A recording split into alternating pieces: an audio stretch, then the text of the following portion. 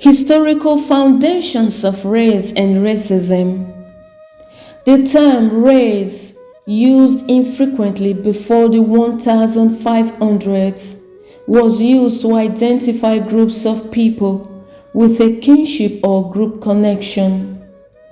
The modern-day use of the term race, identifying groups of people by physical traits, appearance, or characteristics, is a human invention. During the 17th century, European Enlightenment philosophers based their ideals on the importance of secular reasoning, rationality, and scientific study, as opposed to faith-based religious understandings of the world. Philosophers and naturalists were categorizing the world anew and extending such thinking to the people of the world. These new beliefs, which evolved starting in the late 17th century and flourished through the late 18th century, argued that there were natural laws that governed the world and human beings. Over centuries, the false notion that white people were inherently smarter, more capable, and more human than non-white people became accepted worldwide. This categorization of people became a justification for European colonization and subsequent enslavement of people from Africa. How anti-blackness came to be. Race is a human-invented shorthand term used to describe and categorize people into various social groups based on characteristics like skin color, physical feature, and genetic heredity. Race, while not a valid biological concept, is a real social construction that gives or denies benefits and privileges. American society developed the notion of race early in its formation to justify its new economic system of capitalization, which depended on the institution of forced labor, especially the enslavement of African peoples. To more accurately understand how race and its counterpart racism are woven into the very fabric of societies, we must explore the history of how race, white privilege, and anti-blackness came to be. The invention of race. The concept of race, as we understand it today, evolved alongside the formation of the United States and was deeply connected with the evolution of two other terms, white and slave.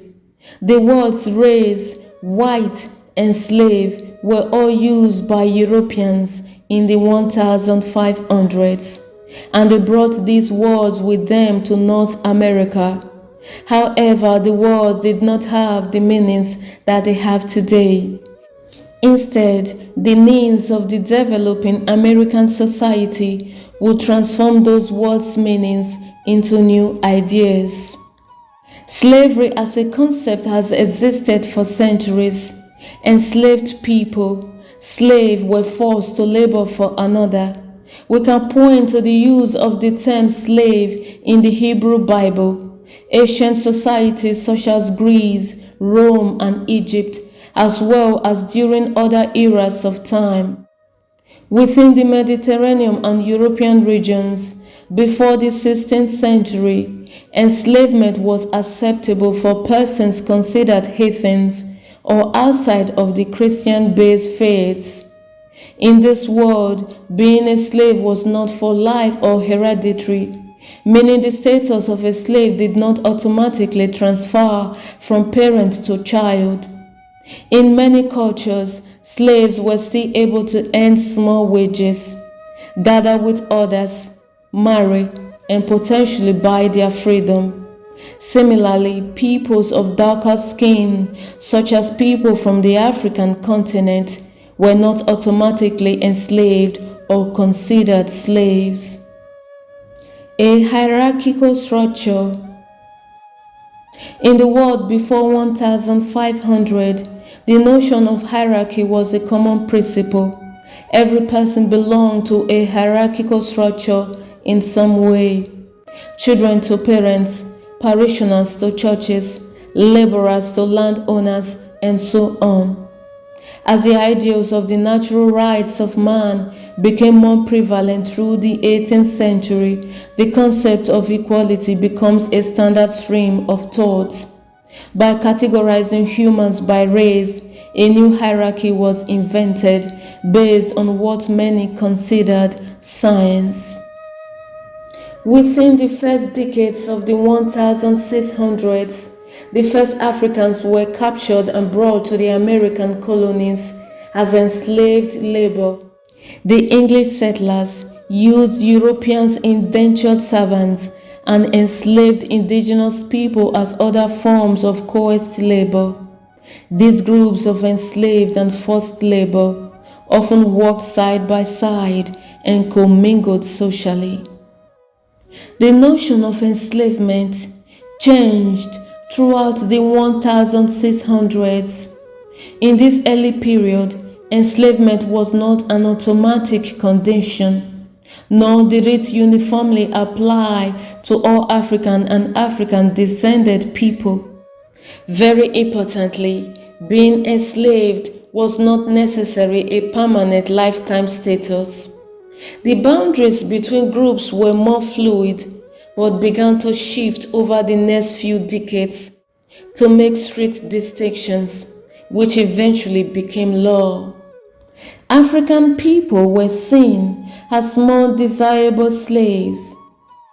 By the late 1600s, significant shifts began to happen in the colonies.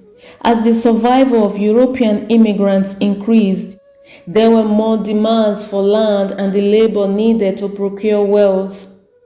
Indentured servitude lost its attractiveness as it became economically less profitable to utilize servants of European descent.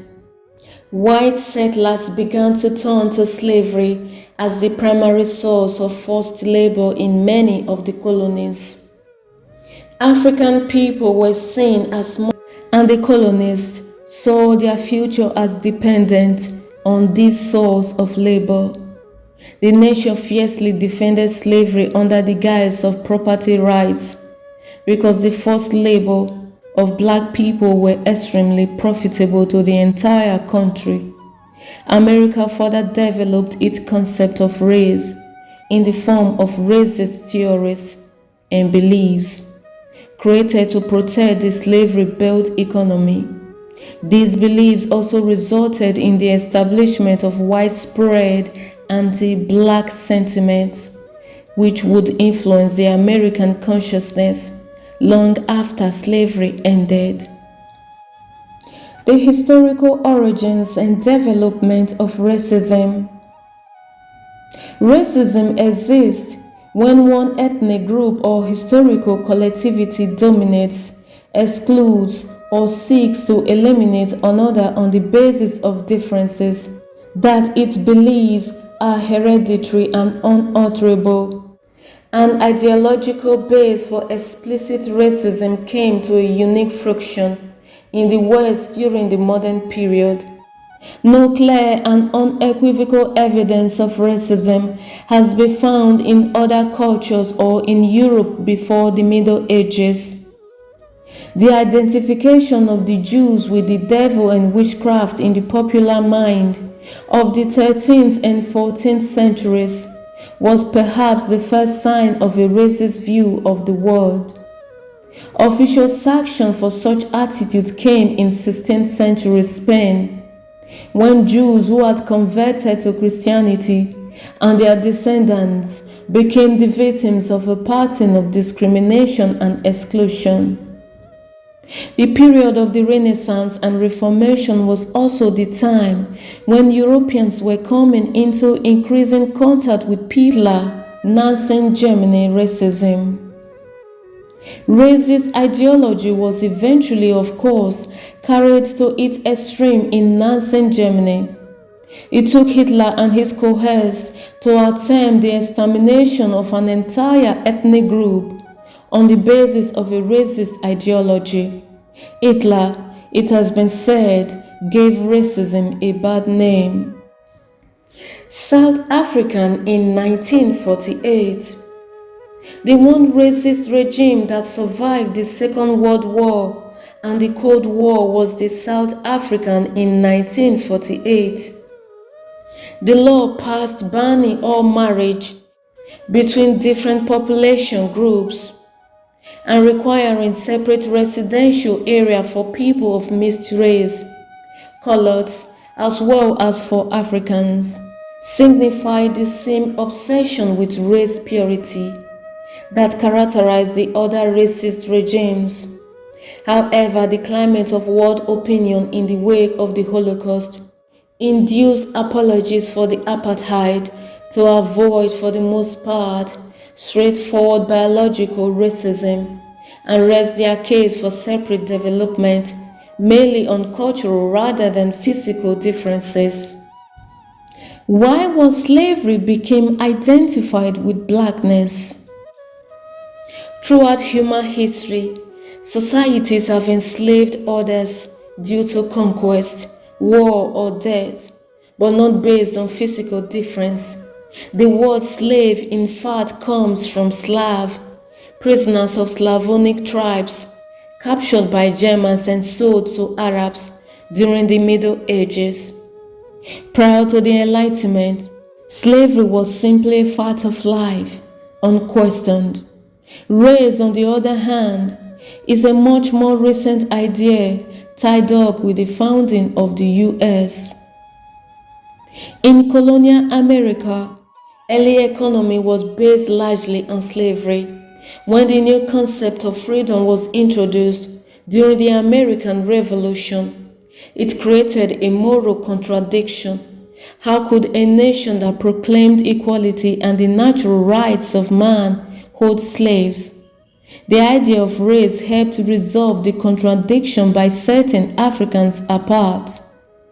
The notion of natural black inferiority helped their founding fathers justify denying slaves the rights and entitlements that others took for granted. A necessary evil. Later, as the abolitionist movement gained popularity and attacks on slavery grew, so did argument in its defense.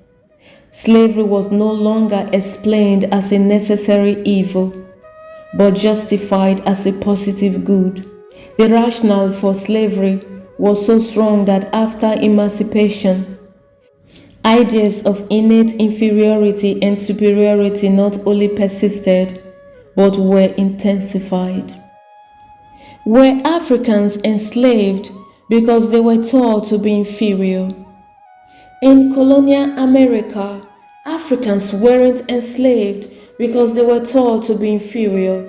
On the contrary, they were valued for their skill as farmers, enslaving Native Americans, but many escaped and hid among neighboring tribes or were shrinking by diseases brought to the New World by Europeans. In the early years of the colonies, the majority of workers were poor indentured servants from England. In fact, during Virginia's first century, 100,000 of the 130,000 Englishmen who crossed the Atlantic were indentured servants. Conditions of servitude were miserable, and nearly 2/3 died before their term of indenture ended. After several decades, African slaves began arriving in the U.S. and worked side by side, and slavery was not yet codified into law. Servants and slaves allied. In the mid-17th century, a crisis arose in the colonies as economic conditions in Mother England improved. The number of volunteers, the entire plantation labor system, and colonial social hierarchy was threatened. The situation came to a head when poor servants and slaves allied and attacked the elite classes during Bacon's rebellion and began writing laws to divide blacks from whites. Coincidentally, African slaves became more available at this time. Poor whites were given new entitlements and opportunities, including as overseas to police the slave population. Over time, they began to identify more with wealthy whites, and the degradation of slavery became identified more and more with blackness. So there you have it. Thank you for watching. I hope to see you in my next one. Bye bye.